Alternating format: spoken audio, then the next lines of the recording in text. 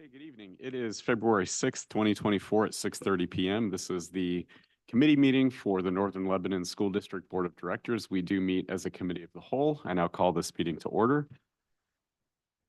First up for this evening, and we do have a fairly full agenda for this evening, but it shouldn't be hopefully too long. But the first item for this evening is presentations. Gary, did you want to introduce the first presentation? Sure. Yeah, we have Kathy, and I don't know, is Marty, are you talking too tonight or? Or is he doing all the talking? It could be. Okay. You may recall, we talked a long time ago, it's been a while, about a pollinator garden here at the elementary once things got up and running. And they've made some progress. If you drive by during the day, you can see it over here, kind of on the hill. That we probably wouldn't be able to use for much else, to be honest with you. So it's a good location for that. They've been working on it, and I'm going to let them come and update that. And they did bring a little diagram of what they're working on. So you guys can take one of those and pass it around. If you guys come on up here.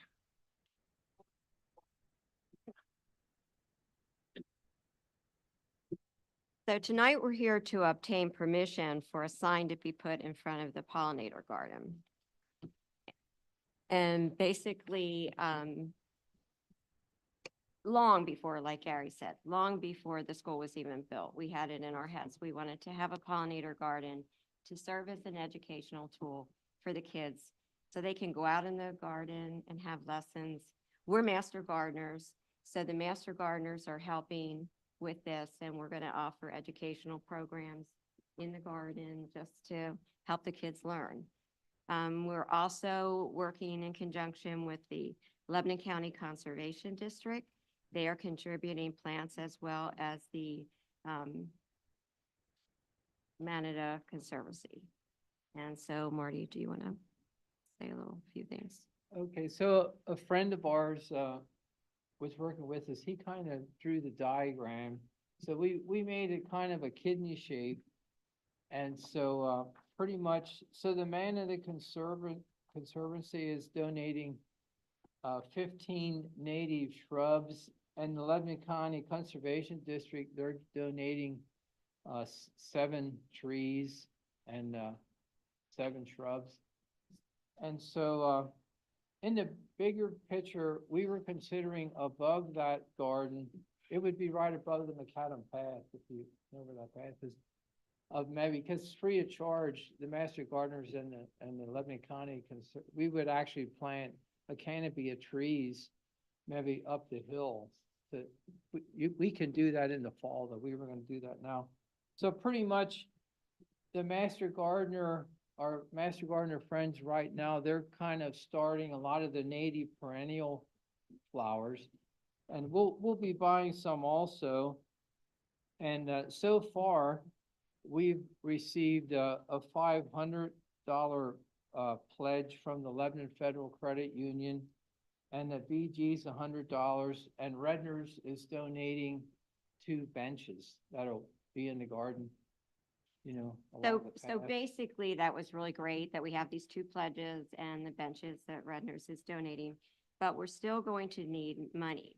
So what Marty and I did was we wrote letters and solicited money from 21 businesses so far, and 2 of them have responded. So one of the things that we did say on the letter, though, was that if the business would donate $500 or more, which Lebanon Federal Credit Union is donating $500, we would put their name on the sign, you know, just kind of like a little thank you for that. But every other business, like BG's, they're going to donate 100. We're going to ask the kids to make little cards thanking anybody that contributed. They'll get recognized, at least from the students. So that brings us back to the sign, and that's why we're here tonight. We had an idea because we want the kids and the teachers and everybody, it's their garden, we want them to be totally involved. So we thought there could be a contest that the students would design the sign, and all kids could design the sign, and then the teachers or whatever could like pick out who did the best or whatever, and maybe, you know, like get it down to 10 or whatever, and then have you guys actually pick the winner. And then that child will always know that their design was made into an official Northern Lebanon Pollinator Garden sign. So I hope you agree to that. And I hope that you are okay with us just saying that we'd put businesses on the sign for $500 or more, because we didn't really know that there were any rules about signs with the. Well, and just to clarify, I think the main concern about the sign is more about whether or not, and I don't think it will, from what way it was described to me, any zoning permits that we might need with Bethel Township. Right. Yeah, this Which- sign will be right, like there's the path, you know, and the people that are walking by, you know, in the path, Right. it'll be facing them. So it'll be away from the road, away even from the parking lot. I mean, Yeah, we should be okay, as long as you can't drive through by the road and see it. And honestly, it wouldn't be a problem to get a permit, just want to make sure I do it the correct way with Bethel and you're Township. okay with the $500 little thank yous. I mean, that okay? the donations, the board by policy allows me to accept the donations and then I notify them about them. So when you get donations or when you're all said and done, if you just give me the names, I will put it on as an informational item for the board Okay. at one of the meetings. Yeah, unless there's any other objections to that. Yeah, so unless you're seeking funding from the district, there's nothing that we formally need to approve. Yeah. No, we're not asking for Yeah. anything. We're, Could I just ask a quick question, just to orient myself to this? Which side is north on this, The north would actually be the top. the top? So the macadam path would actually be just south of it. Okay, So okay, that would be at the bottom kind of. And then like the kidney shape, the bigger kidney would be towards the east, towards Fredericksburg. And the smaller kidney thing would be facing the okay, playground, you could say, or the school. great. And then, so as far as if you want the board to vote on the sign, that, I think it would be cool I because think, that would take the teachers and everybody else out of it, like, you know, you guys are doing. it. sure, I think we'd be honored to do that if that's the recommendation. Unless anyone else has any thoughts on that. Right, Okay. Sounds good. Thank you, Thank you. guys. Thank Great. you for your hard work with that. thank you so Appreciate much, it. appreciate it. Okay, on the agenda for this evening, we do have a presentation from Brad Remig from PFM Financial Advisors, but we're going to wait until item 6.4 for this evening, where it is on the agenda to go through that presentation. So the next item for this evening is public comment. Individuals were asked to provide notice of public comment by 3 o'clock this afternoon. We did not receive any notices of public comment, so we will move right into our discussion of next week's agenda, starting with item 5. Okay, item 5 would be our typical minutes, student activity count, and cash disbursements. Great. Any questions for Gary? Okay, hearing none. Item 6.1 is our annual interpreter contract. We don't use an interpreter frequently, but occasionally do have an interpreter that comes and helps us with different languages. Typically, they get paid the teacher's rate. There was a slight increase to keep up with the teacher rate this year. But other than that, that would be your typical annual interpreter contract. Item 6.2 would be our Sally contract, our speech. That's her name. Our speech contract. Again, a slight increase there as we would do, but the contract itself is similar to, almost identical to what you would see the other years that you've approved. And then that takes us to 6.3. 6.3 is our typical IDEA pass-through funds that go through IU 13. We get those about this time, and they typically go on the February agenda. And then if there's no questions about those three, well, I'll ask, are there any questions about those three? I have a question. Is this the one? Your button down. I hit the here on button. this I hit the side. button. Okay, okay. Great, I want. Yep. I have a question for the independent contractor. Yeah, contractor agreement. 80 days she's been working for? For the, That's what she's contracted as, yes. because I think 49,000 is a lot for 80 days, just for 80 days. What's the, a new teacher's salary when they're coming in? Where they, and how many hours, or do they work the 160, 190, or 180? Well, a speech therapist, first of all, wouldn't start at a beginning. They would have more credits than that, and be moving columns. And to be completely honest, I don't know exactly how many columns that would be based on their schooling. It would depend on the person. Typically for schools, schools have a very difficult time actually finding speech therapists because schools don't pay enough to get speech therapists. They typically can get more in the private sector. And so we wind up as a school entity having to go to the private sector to contract with them for their services.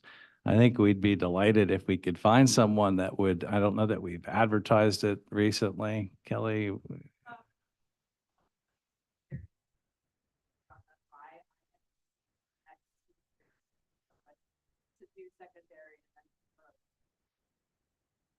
I mean, the beginning, at the end of the contract, we had taken the beginning teaching salary to 63. Does that sound right?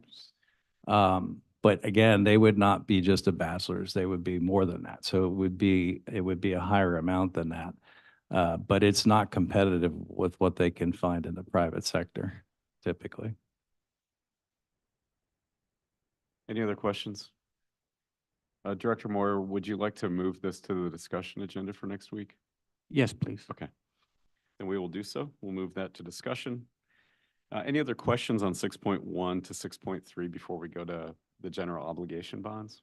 I had just one question. I was just looking for some explanation of, what the interpretation, is it for, speaking with parents, speaking with students, or is it for documentation? It's for both. It would be for speaking with students, and it's specifically Spanish and parents. He's up here, the most I think is probably 5 hours a month, but it's usually only 1. Conferences, IEP meetings, things like that. So, Okay. yeah. Okay. Any other questions? Any other desire to move any items to discussion for next week? Okay, hearing none, we'll move to 6.4. Okay, Brad, you're up. Good evening. Thank you again. My name's Brad Remig with PFM Financial Advisors.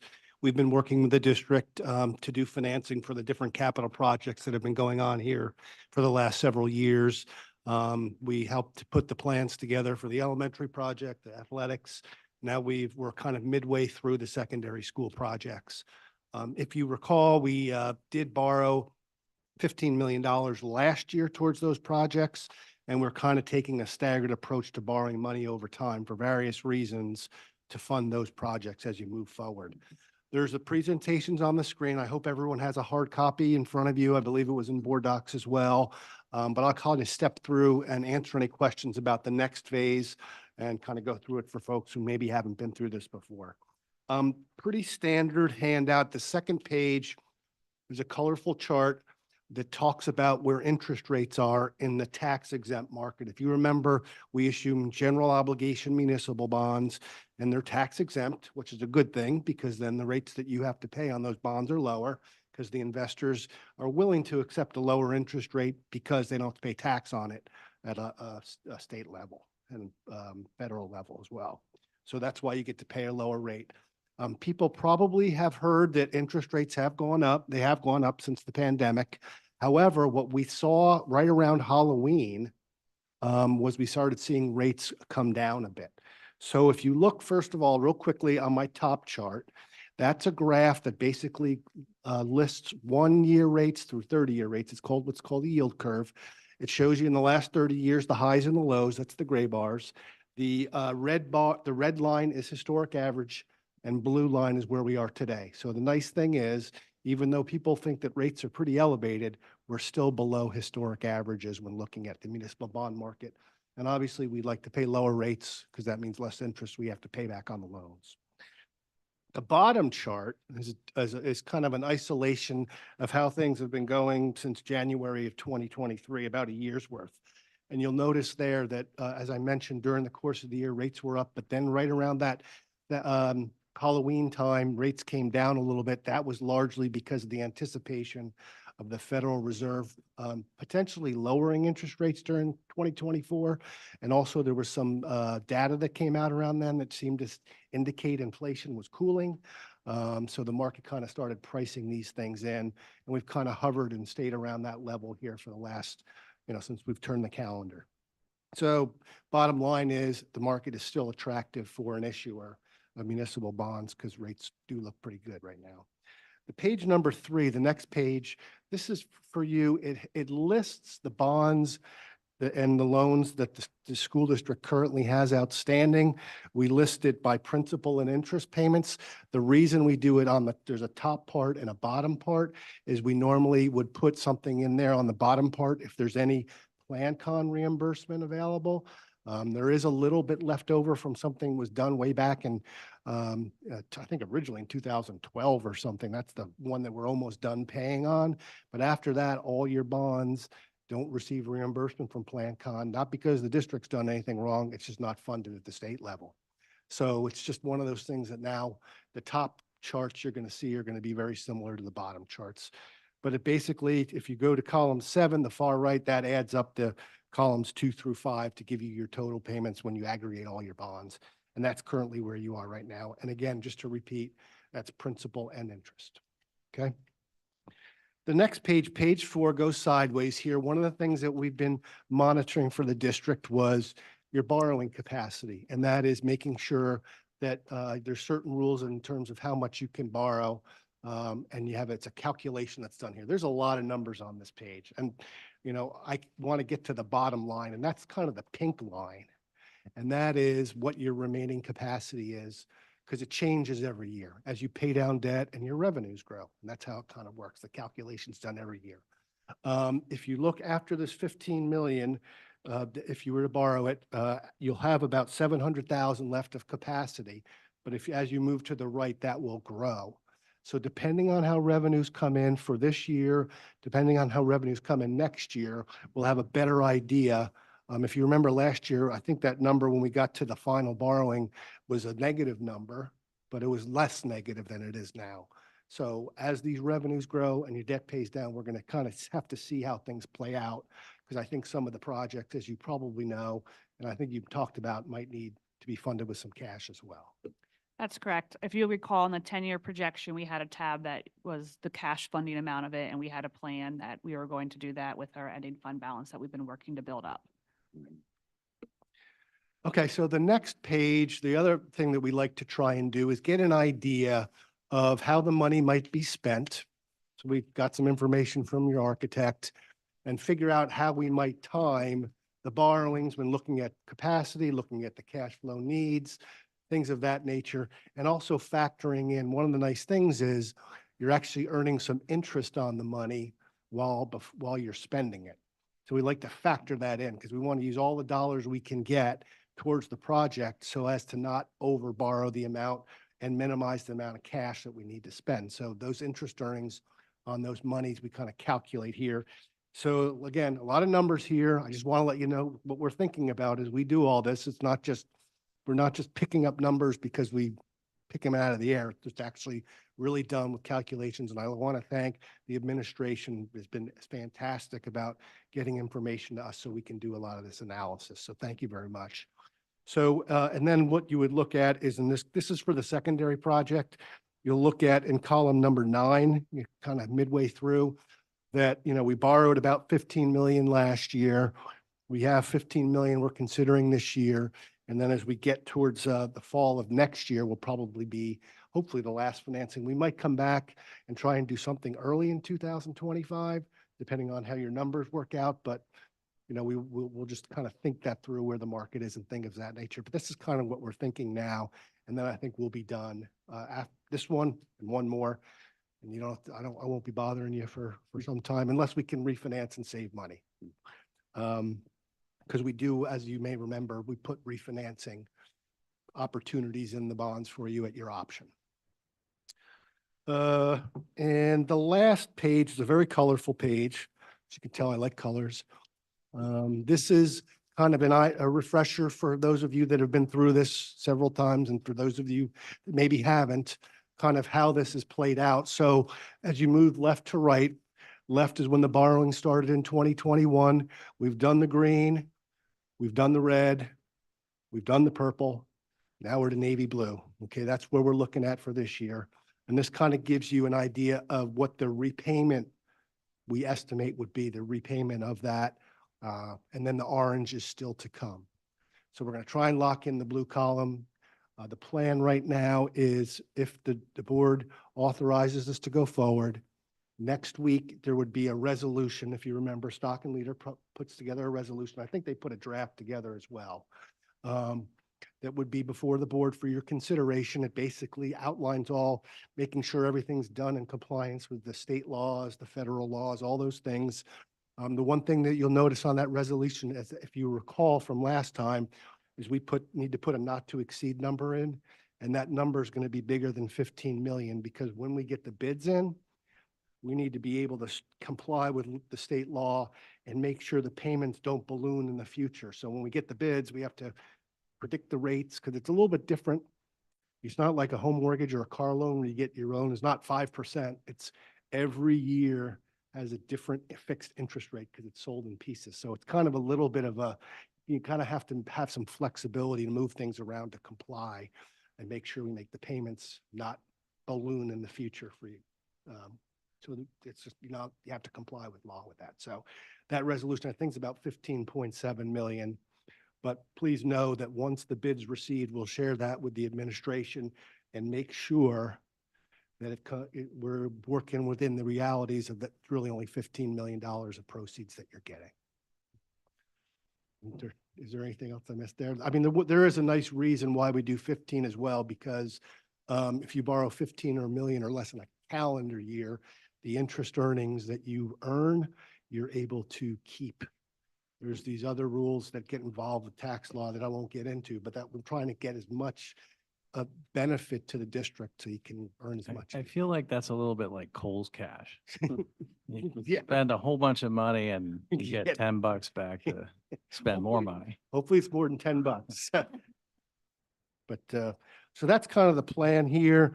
I did put on the back, because some of the things that'll happen from your perspective is this resolution will come next week. And in the background, Leanne and Gary, you're going to get on a call with a rating agency, much like your credit score you have. We have to go through that process. And thank you both very much. You guys represent the district very well in those conversations. Then we'll have another call with the lawyers and go over the documents and things of that. Those things are set to happen next Monday. So there's a lot here. Wanted to make sure I was here to explain what was going on so you were fully informed before you saw this resolution next week, and happy to answer any questions. And actually, the resolution is on there. Okay. Leanne, did you want to talk about the two? The resolution is already in there in board docs for them to Okay. review. That's prepared by Stock and Leader, like he said. And then the other one is just to authorize the administration for Gary and I to work with PFM Financials to prepare all the bond documents and to review everything and to meet with the credit rating agency. Right. Any questions for Brad? And if he's always willing to answer questions. So if you look at it more closely and you think of something over the course of this week, we can reach out to him as well. Just out of curiosity, Yes. if you recall, what was the date of our most recent bond? We that did that, I think, just after November, right around the day that we got the bids in for the project. I think we just got the bids in. I think that was the day you got good bids and we got good bond bids. So it was a good day for Leanne, because I remember talking to her and saying, this has been a good day. Yeah, it was both the same day because I walked out of here, I went back to have a conversation with you and then came back in while we were opening bids. So Yeah. I remember that it was a good rate. Do you recall what the rate was on that bond? I'm sorry, I don't have the average rate on here. I might. Yeah.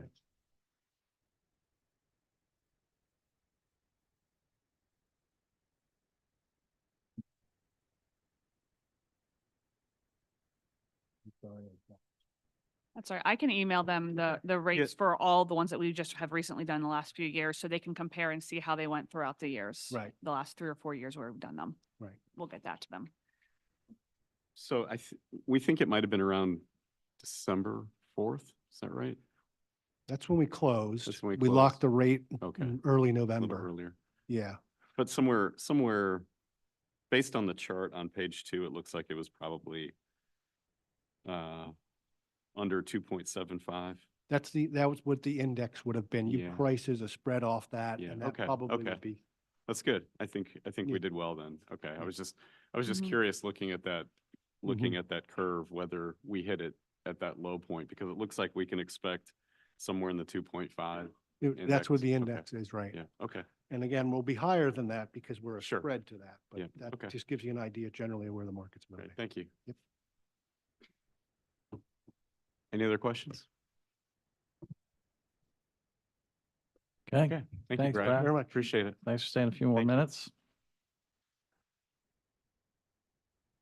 Okay. Okay, we'll go ahead and we'll just plan to have 6.4 on discussion for next week as well.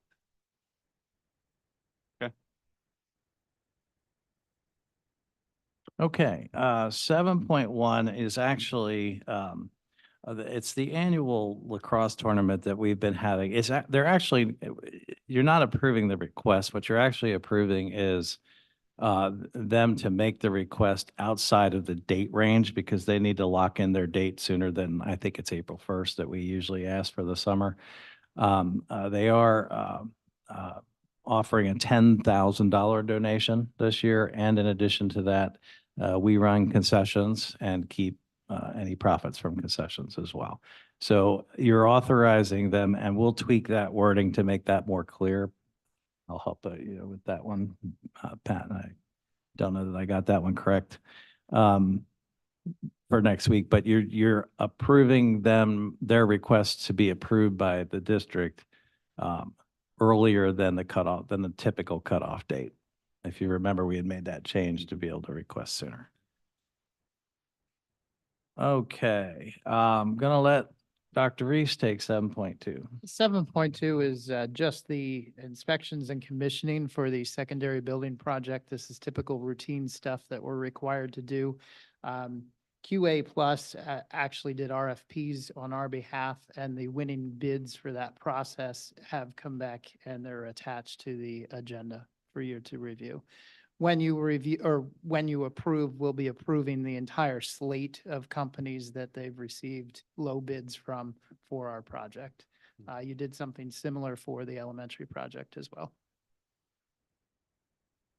And those costs are part of the cost for construction. However, it's a separate agreement that we do for that testing. Dr. Reese, does this document show how those bids fit into the overall bid? No, other than Okay. they're included with they are included in what I'd call the master budget document, Okay. which includes the soft costs, the commissioning, the inspections.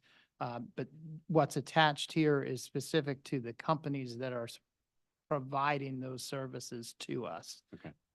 Like air monitoring, for example, is one of them. The soil testing is another. Mhm. Okay. Okay, any other questions? Okay, great, thank you. Move to 8. Okay, 8.1 is just some trips. We have Spanish club trip, and then also the seniors to the Holocaust Museum on March 27th, 2024. 8.2, all of those are either volunteers or assistant coaches for the corresponding sports, with the exception of girls volleyball. Girls volleyball has a new head coach. We are recommending Angie Pierce for that position. Any questions? Okay, hearing none, we'll keep both of those on the consent agenda for next week. Curriculum? Curriculum, we are slowly but surely working through the 700s. And over the course of, because we didn't have any committee meetings over the course of the last really 2 months, we've gotten through up to 710. And I just wanted to point out too that when you're looking at those, I know it can be difficult with the colors. Green colors mean stock and leader right now, although I will tell you this is not consistent, but in these documents, green colors means stock and leader. Red means it's something that PSBA either put on as optional and we took out, or something that that we, when we sat as a committee, we felt was beneficial to remove. The reason why we don't just take it away, which would make reading easier, is because PSBA actually is the only one that can take that away. If they send it to us, they have to also take it away. So they clean it up and then they post it on our website, so on the board docs. So that's why they look the way they do. Feel free to take a look closer at those this week and reach out if you see anything with questions. But those are on for approval. 9.2 is our annual Title I parent and family policy that needs to be reapproved every year. 9.3, accounting 1 through 4, curriculum. So any questions on anything in 9.1 through 9.3? I have a question on, so for the curriculum on 705, can we discuss maybe some of the wording of that? It's talking a lot with the guidance that I see in some green, so I don't know. You said that was stock and meter, put that in? You're saying the policy 705? Yeah, policy Okay. 705, some of the wording, everything's guidance issued by the state. Yeah, why don't we move it to discussion? And if you could email me any questions that I could research ahead of time for that, that would be helpful. Great, thank you. So 705 will be moved to discussion. Any other questions on the policies or curriculum? Any desire by members of the board to move any other items to discussion for next week? I had some word requests that 708 we have discussion, and 702.1. Okay, so 702.1, the crowdfunding policy? Mhm. Okay. And you said 708, the Yes. lending of equipment policy? Okay. Yep. So we can move both of those to discussion as well. And I would just reiterate what Dr. Messinger said. If you could just forward any questions that you have during the week, we can attempt to answer those in advance. But we'll move those 3 policies to discussion for next week. Great. Okay. Any other items? Okay, hearing none, we will leave the rest on consent, and we'll move those 3 to discussion, and we'll move to item 10. Monthly substitute list for you to approve in 10.1. Question? I'm sorry? Yes. Yes. Did you have some questions about either of those? Okay.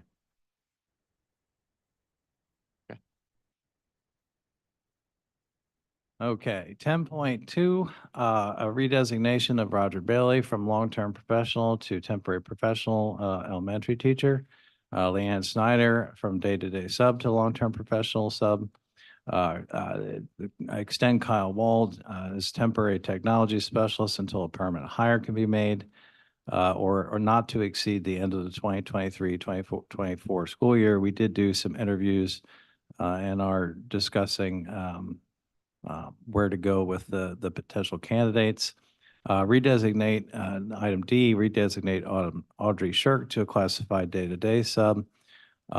We have some applicants and have done some interviews for that special education virtual teen learning facilitator, which includes not only V3, but also dual enrollment courses. We've done some interviews for that and hope to have a name on that for you. We actually do hope to have a permanent replacement information technology specialist position name as well. And then no matter how we do it, because it was an internal only posting, it would be a redesignation to a K-12 assistant principal. The redesignation will depend upon the position they are coming from. 10.3, we have 2 retirements listed there for you. 10.4, we have 2 mentors listed for you. 10.5, we have some articulation agreements for you.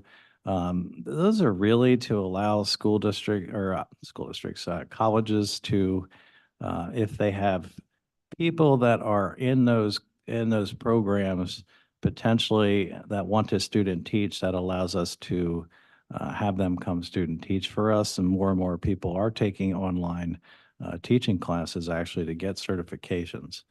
And that is it for item number 10. Any other questions on 10? A quick question, just for the employment, is that all elementary, like assistant principal, or is that? K to 12, we're going to Okay. use in both. The other ones, are they both buildings? The special education teacher / virtual learning facilitator would also be K to 12. And the information technology specialist is actually a classified position that would be district-wide. Similar to Tyler over there. Okay, good questions. Any other questions? Okay, any desire to move any of those items to discussion for next week? Not, we'll leave them on consent. Okay, item 11, information. Just one quick thing before I forget, I would like to just let you know that we will need a short executive session next week before the meeting, 6 o'clock, exec session, followed by the regular meeting at 6:30. Under information, letter A, Amy Wingert, the learning support teacher, had received some classroom resources through Donors Choose. Item B, administration, we reviewed our current health and safety plan. That is done every 6 months. There were no changes made to that. For those of you who are not familiar with the plan, it basically says that we will monitor any recommendations that are made. I think it's September, right? September 2024 is when that is over and we no longer have to review that. We have some LVC student spring placements, and then some juniors for you that are listed there. And then I'm going to let Dr. Reese talk a little bit about where we are with change orders. So before you are all of the, what would be considered value engineering change orders that came at the beginning of the project. All of these are credits. So we theoretically get money back. But that's not really how it works in the scheme of things. It's just a reduction in the overall cost of the project. From here on out, most likely the change orders will be cost change orders. They're changes that were unforeseen or occurrences that weren't anticipated that will come up. For those that are serving on the change order committee, I know that we have one in the works that's coming in right now around 60,000. So we will need a committee meeting in the next cycle, I believe, before next month's board meeting. It'll probably be finalized before then. So we'll get the committee together and have that meeting. Okay. Great.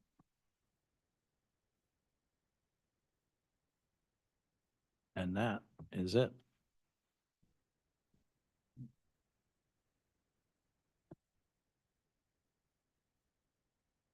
Okay, anything else from any directors before we adjourn? Okay, hearing none, thank you. Oh, sorry, Director Williams. It doesn't need to be on the agenda? No. When she says vote, she's meaning It's, you're going to pick which. yeah, it's not a formal school board action. They're just asking us, they want to use us as the informal voting on the design. That's all. It's not actually a board action. They just want somebody to pick the sign. So that's going to be us at some point. Yeah. Okay. Anything else? Okay, thank you so much. This meeting is adjourned.